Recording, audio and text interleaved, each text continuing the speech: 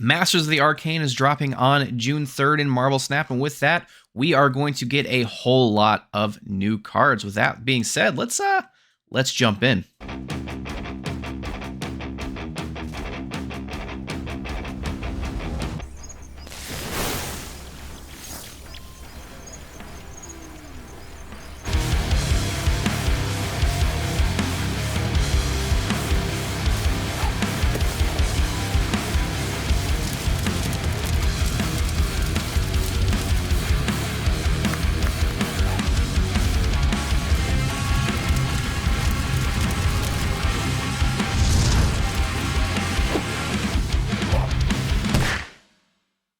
How's it going, folks? Welcome back to the Snap Academy. I'm Muse. This is Piglet hanging out with me for the video. He'll probably run off later, but welcome to the channel. June is upon us, and this is going to be my initial thoughts on the season. I'm in vacation right now down the Dominican Republic, so I'm not going to do the normal deck text like I normally do, and we're going to do a raffle in this video, so more on that later. If you do want to win yourself, that fancy little Merlin card. So starting off, I ask you on YouTube every single week, drop a poll, your thoughts on the upcoming cards, the seasons, all that good stuff. Make sure that you check those out and be on the lookout. And if you do drop a comment that is worth sharing, it will also make it to this video. So when I asked, are you getting the Merlin season pass? 61% of you said, oh yeah, you're very excited for it, and it's pretty smart. The season pass is the best value in Marvel Snap. I say it every single month. You get 10 bucks for a card, you get some variants, you get a whole lot of credits and gold and other things. Fantastic value. So if you can afford the $10, always get the season pass. 9% of you said you are waiting until further into the season to figure out if you do want the card. 18% of you said that you want to win the raffle, which again is now in this video.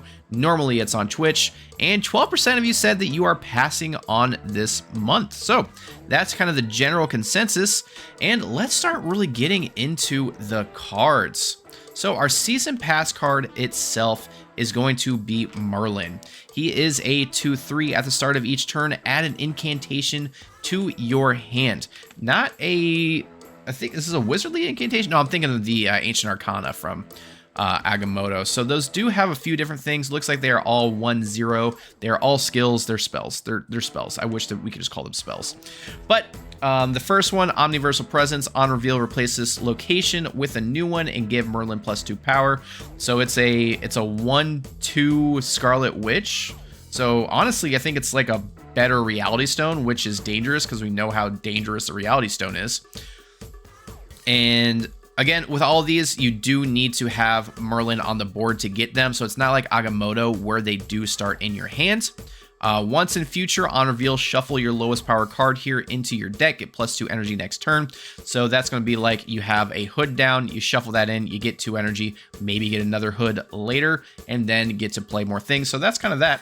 And then polymorph, on reveal, transform your lowest power card here into one that costs 2 more. So something I'm actually kind of thinking about doing with him is in a Thavik deck. I really like Thavik.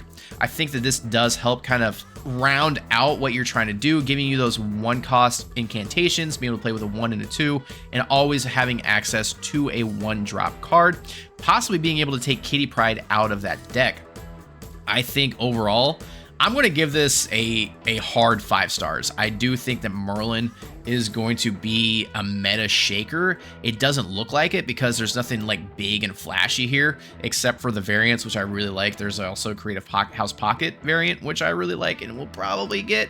And the season pass one is also gas as well. So I'm giving this 5 stars. I think it's going to be super solid, and I think it will kind of shake up what we do, kind of taking everything from that, big high power stuff into a kind of death by 1,000 cuts. I do really think that Merlin's going to be a 5-star card. On that same time, we are also getting Morgan Le Fay. She's a 4/5 on reveal. Return all your discarded and destroyed cards to hand with +3 power.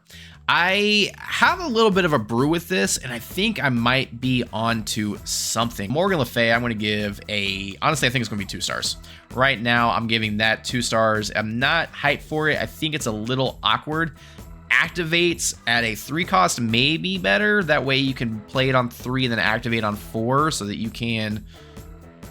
I don't know. Wait, it's destroy all discarded and destroyed cards. Okay, wait. I thought it was last turn for some reason. Return all your discarded and destroyed cards to hand. Okay, so you can actually wait till turn 5. If you do get the Killmonger off on curve. For some reason, I thought it said last turn. I've been playing with Elixir too much. So that does make it better. I'm actually gonna give it 3 stars now. I'm giving it 3 stars. It's a little less awkward. For some reason, I thought it was last turn. I'm okay with that. Before we get on to the next card, we are going to be doing our our season pass raffle on the video, not Twitch. Normally we do it on Twitch. We do it a raffle every Tuesday on Twitch and YouTube. Hope to see you there. We do a gold pass every week except for the new season week where we do raffle off the season pass. With me being on vacation in the Dominican Republic this week, we are going to do our raffle on this video. So congratulations for watching this sweet video.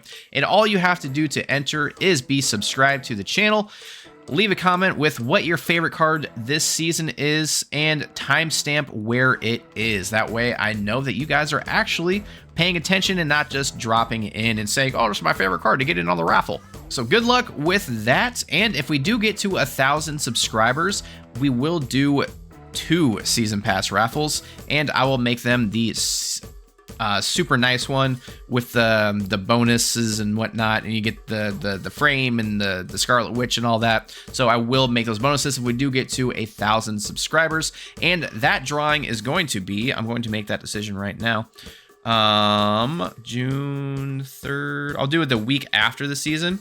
So the drawing for this is going to be on June 10th.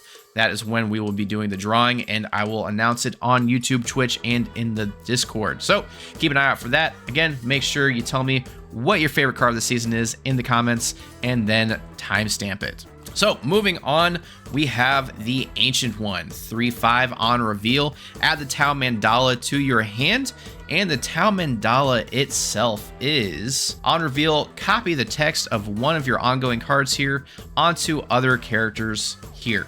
So I think people are kind of focused on the Iron Man of it all. Yes, Iron Man is going to be a great card, especially if you do have, other cards in your deck that are kind of high power, low cost. So like doing a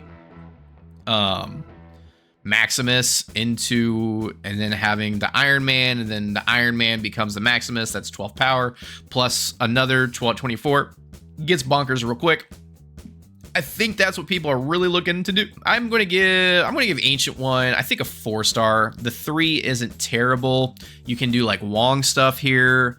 I think it could be super cool. Nightmare. I think Nightmare is going to be one of like the slept on cards, because everyone's saying it's Sauron but a little better. I feel like it's Sauron but a lot better, because Maximus, I play Maximus a lot, which is why I always think about it first. Is a 2/6. If you can change the text on that, there's some decent 2-cost abilities, but then you get the 6 power and then your opponent doesn't draw cards. That's pretty solid. Nightmare, because I forgot, is a 2/2 on reveal. Replace the text of each card in your hand with the text from a random card of the same cost. So that's why people are saying it's Surtur. So having those really bad ongoing effects, changing those up and making the difference. So that's kind of cool, taking all those really bad cards and even some of the other bad cards that we have. Maximus, obviously. Black Cat, if you have a Black Cat in your hand and then drop a Nightmare, then you keep the Black Cat for 2/6.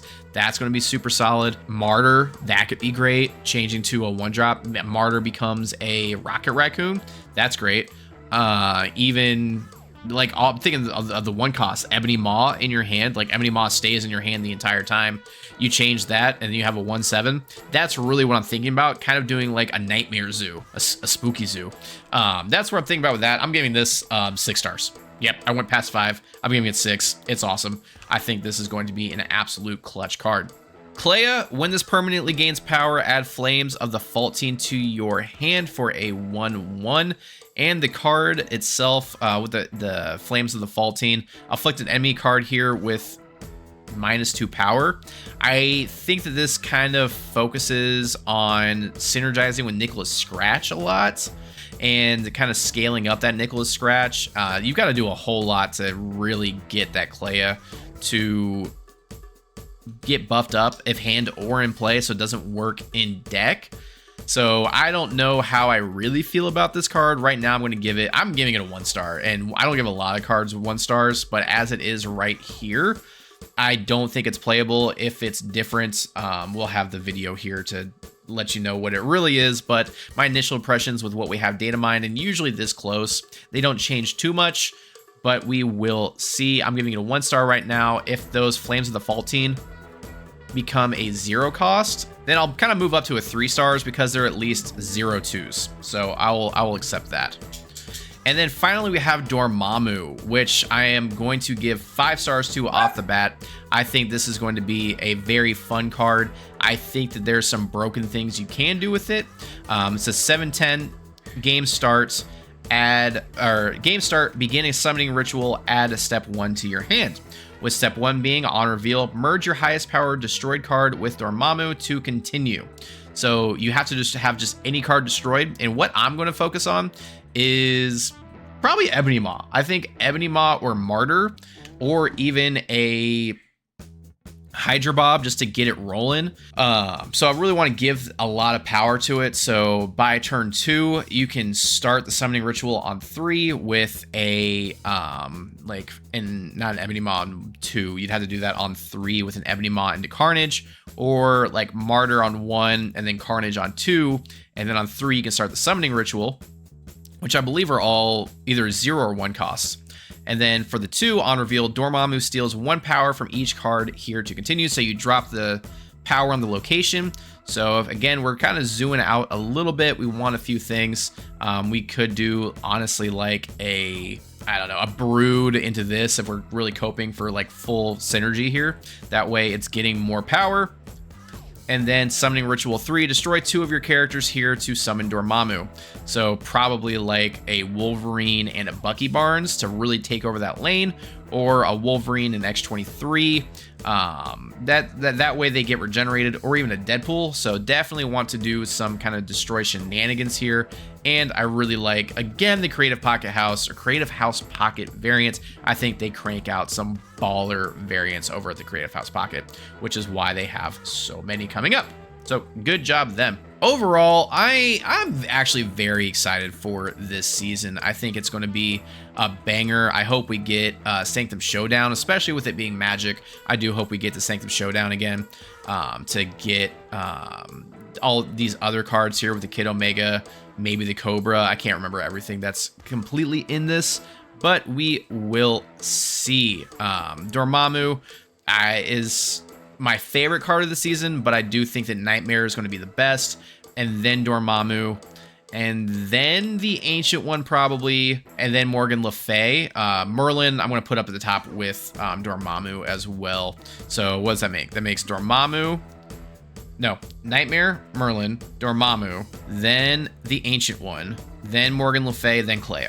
That's my official what I think the cards are going to be at. Super excited, and again, make sure that you do all the things to get into the raffle. We will drop that on June 10th. And if you enjoy these kind of deck highlights and looking at the season, let me know. I do want to make sure that I am giving you all the content that you want to watch. And if you do want more out of me than deck techs and highlights, let me know in the comments of all the videos. And do let me know what you do enjoy about the channel and want to see more of.